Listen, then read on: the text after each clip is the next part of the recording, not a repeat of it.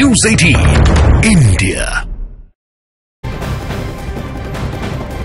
और खबर है पश्चिम बंगाल से। पश्चिम बंगाल के संदेश खाली हिंसा और महिलाओं से यौन उत्पीड़न के मामले में बीजेपी लगातार ममता बनर्जी सरकार पर हमलावर है।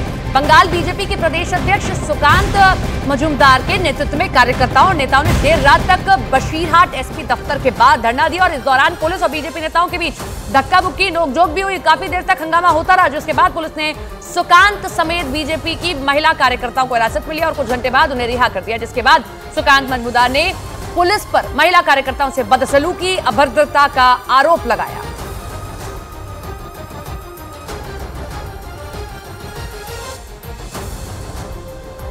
पुलिस जोर जबरदस्ती हमारे कार्यकर्ताओं को, मुझे भी उठा के वहाँ से लेके आई है और जिस तरीके से हमारे महिला कार्यकर्ताओं को वहाँ से उठाया गया, जैसे भेड़ बकरियों को कसाई खाने में जैसे उठा के लेके जाते हैं, ऐसे उठा के लेके गए। प्रेसिडेंट फाल्गुनी पात्रा, उनके साथ भी हाथापाई किया गया और पुलिस की एक्टिविटी बहुत ही खराब है। कृष्णेंदु मुखर्जी को हाथ पकड़ के खींचते खींचते लाया गया।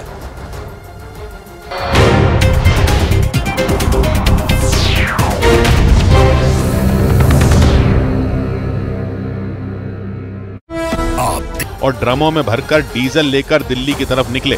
इसी वजह से ये माना जा रहा है कि पिछली बार की तरह इस बार भी किसानों का प्लान लंबे समय तक दिल्ली के अलग अलग बॉर्डर पर धरना देने का है।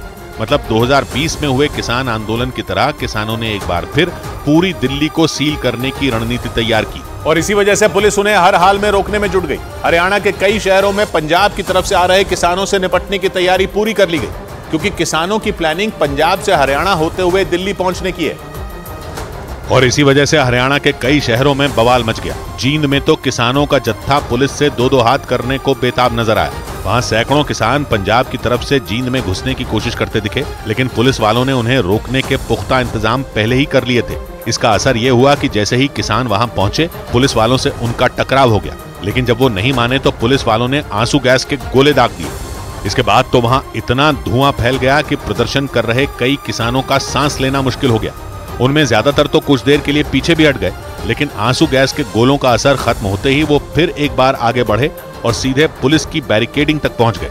इसके बाद तो वहां जंग जैसे हालात बन गए, क्योंकि बड़े बड़े बैरिकेडों के एक तरफ पुलिस फोर्स तैनात थी तो दूसरी तरफ किसानों के जत्थे थे। इनके बीच में पुलिस वालों ने सड़क पर ऊंची और नुकीली कीलों की कई कतारें भी तैयार की हुई थी, लेकिन किसानों ने पुलिस की इन तैयारियों के बावजूद काफी करीब तक पहुंचकर हुंकार भरी। इस दौरान जींद के